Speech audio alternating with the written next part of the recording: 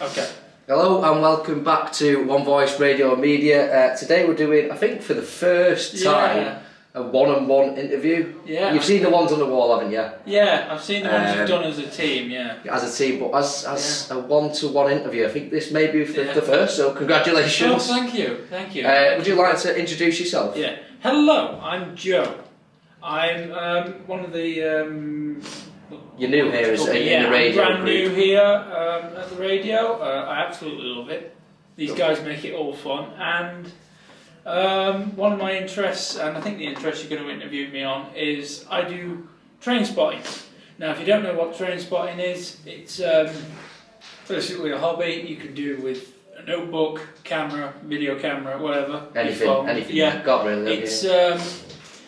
It's a hobby for going out and capturing trains, so numbers, pictures, whatever. And I've been doing it. About nearly 4 years now, and I love it. So fire away with whatever questions you have for me. So as someone who, I'm not going to lie, doesn't know anything about trains, that's fine. Like, do you know the Virgin trains with the narrow front? I go, oh, they're the fast ones. Yeah. Well, you are correct. Okay, I'll take that. Your assumption would be correct. You answered it slightly in saying how long ago, but when did it start and what made you want to start? Well, I get asked this question a lot. You meet people, you get talking to people. People have asked me, where did your love of trains come from? Yeah. I actually don't know this, as I had no influence whatsoever from, it's a thing that solely started with me. I think as an autistic person, you have a special interest, and I think trains became mine through growing up with Thomas the Tank Engine. Watching it, So as I've gotten older, obviously my interest has evolved into study of real trains, and especially the stuff behind Thomas the Tank Engine, because all the trains in that, well, in the old one anyway, were based on real engines that. Were they based on steam? Yes, steam engines, and a few of the diesel characters that were introduced were based on actual trains. Trains of the time period, of course. Trains that are now inherited railways in museums. Is there an older train in that? Yeah. I think the oldest one they ever did, the oldest one they captured in the show, was their version of Stephenson's rocket, which is of course 1830s. And older. So what we'll have to do, we'll have to edit pictures of these trains in so everyone else can see them. The oldest one that was ever in the books, because I don't know if you know, it was a book series first, written by... Was it? No, I didn't know. Written by a reverend, the late Wilbur Awdry. Originally, they were stories for his son, who was ill with measles. Really? And it became a famous book series, then a famous TV show, but we don't talk about I never knew that. No? I never know, it's amazing. So the next one is, again, we'll have to be inserting pictures. What is, can you tell me, so I can see as well when looking at them, what is a bad train, a bad run train? A bad run train? So let's say you're booking a ticket. Yeah. And this, and you go, oh God, why that train? Yeah, I mean, it depends really. In terms of motive power, I'd say the stuff that's coming out that's more modern, and if any train operating companies are watching this, do not take offence to this. This is an opinion. Personally, our opinions. But the more modern they're going, the cheaper they're getting, and the worse they're getting. The national network is now starting to get rid of things that have been around, that were built for British Railways in the dieselisation era. HSTs. They were like early 70s, mid 70s. Yeah. They are now extinct on most major main lines. I think the only place that has still got them is Scotland. And I've never been to Scotland. No, but they're on the way out up there. Right. Okay. Now the thing they're replacing them with, the 800s, the 800 series. There's I think it goes up to about 10 now. They haven't had the best run of luck. They've had cracking frames. It's all not cheap. Everything's it's all cheap. Yeah. Then there's more locally, there's SAF, which of course is a term we use in the railway world, but I won't share that here. Yeah. They've built a couple of units. I don't know actually how many they've done, but locally and stuff that comes through Stockport, they've built 3 major units that come through Stockport. Oh, okay. So they are the 195 class.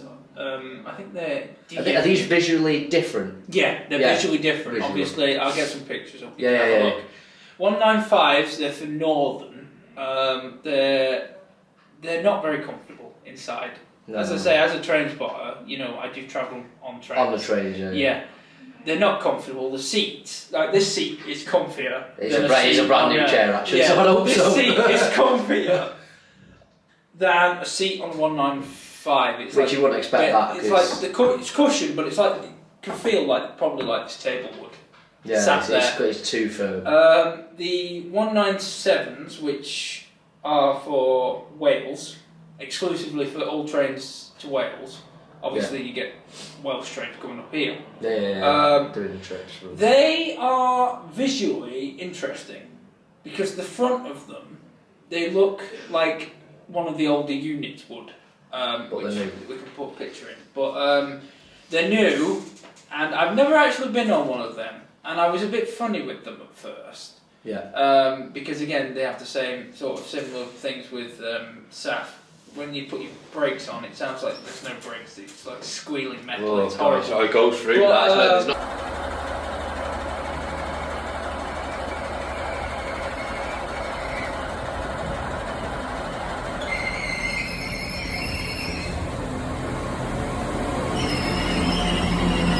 The sound's not even going. I can hear it. With the 197s, the things that they replaced the 175s, I grew up with, seeing as a kid.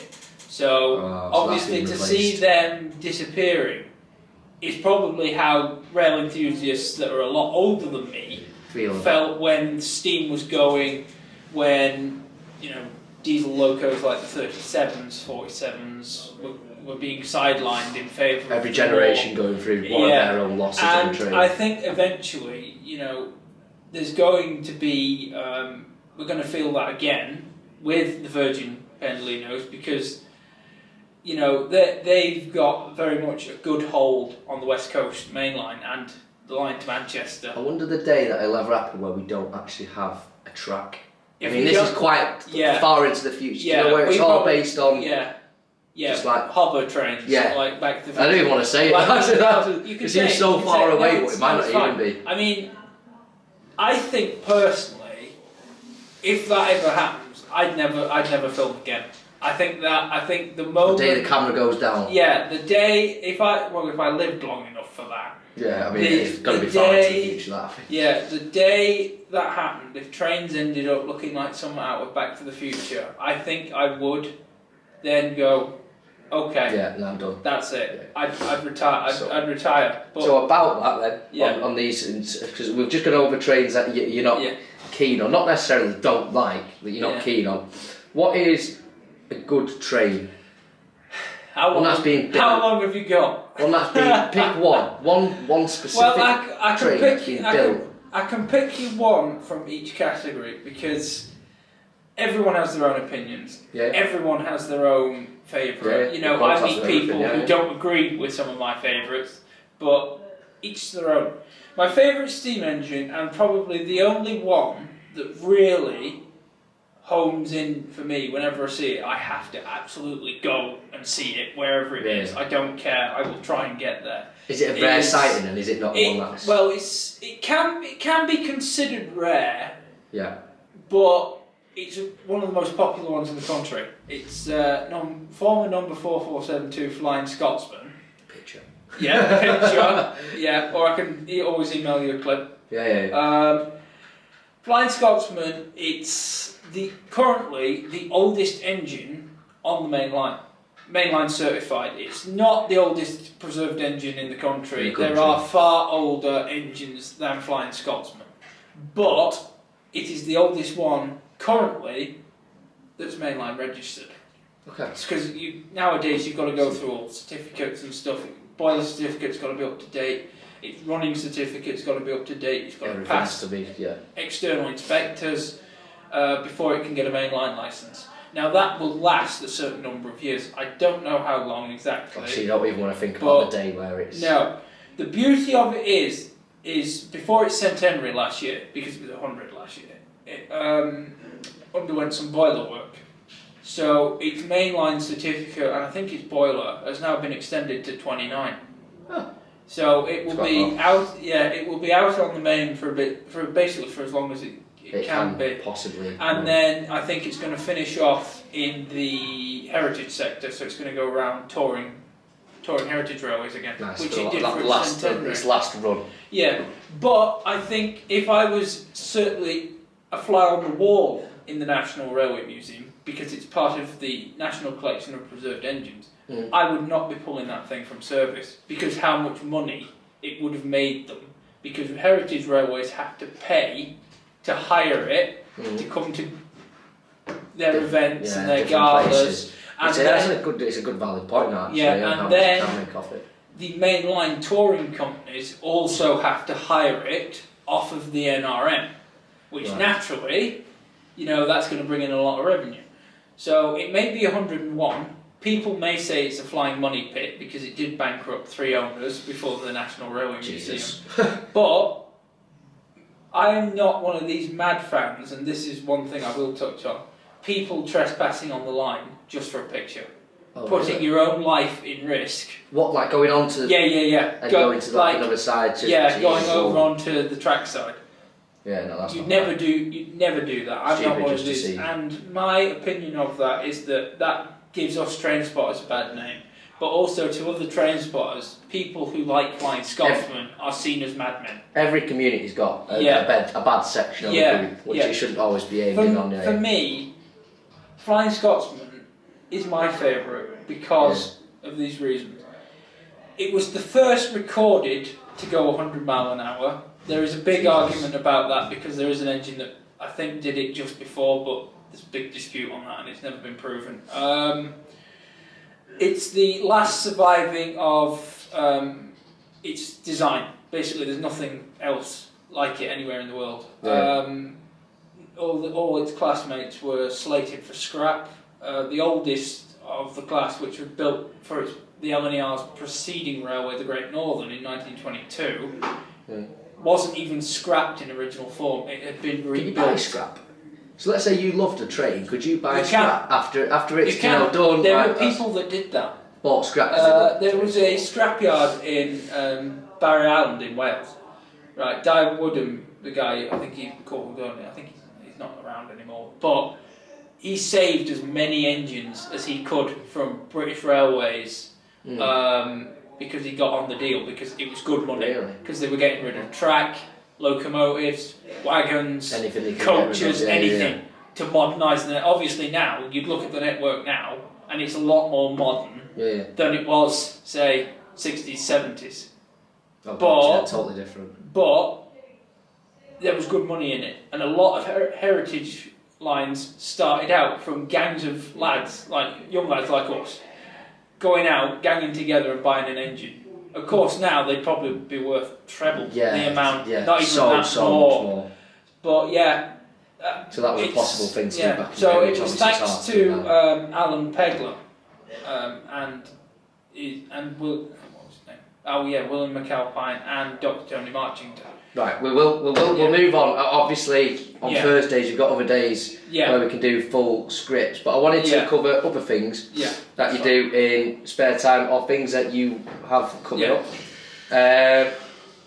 So, how are you finding the radio as a project? Obviously, you've settled down very well. So. Oh yeah, I'm loving it. Obviously, the fact that I've got the freedom to do things for my YouTube project. Of course, I can, because it saves a lot of time, because anything I need to do a voiceover on, I can do here with these fancy mics. Well, instead of talking through my phone and it sounded terrible. Yeah. Obviously, I tend not to do a lot of voiceovers on my videos. I used to do an intro, but that was sort of a test phase, and then I kind of thought, what's the point? Might as well just focus on the trains. Yeah. So I will try and I always put a little intro card at the start with where we are, what we're doing, and what you're doing. And I will occasionally jump in on the camera, but most of it is now just trains, just bam, and it's perfect because it saves me having to think what to say. And it also just gets into the focus of the video a lot quicker. Good. Yeah. Any holidays or anything coming up, or any trips, to things that you do want to see on the track? We just done one over the summer. Some of my colleagues from the miniature railway I work at in Marple, at Dobby's Garden Centre. I've been there nearly 4 years. Oh God, 3 or 4 years. Yeah, I've nearly been there about the same time. Oh, so you were in your later teens then when you... Yeah, about 18. I think it was about 18 when I started. Yeah. We went away because one of them has a cottage that's been in his family for, I think his dad bought it, so it's it's in the family, yeah. And we went all over Wales. This was the second year we've done it. We've visited various heritage railways. I have got a playlist on my channel. I have got 2 other films from this year's to do, but we went to, have you heard of the Festiniog in Portmaddock? No, I've heard of Portmaddock, but there's a railway there, and I think that's one of the oldest in the country.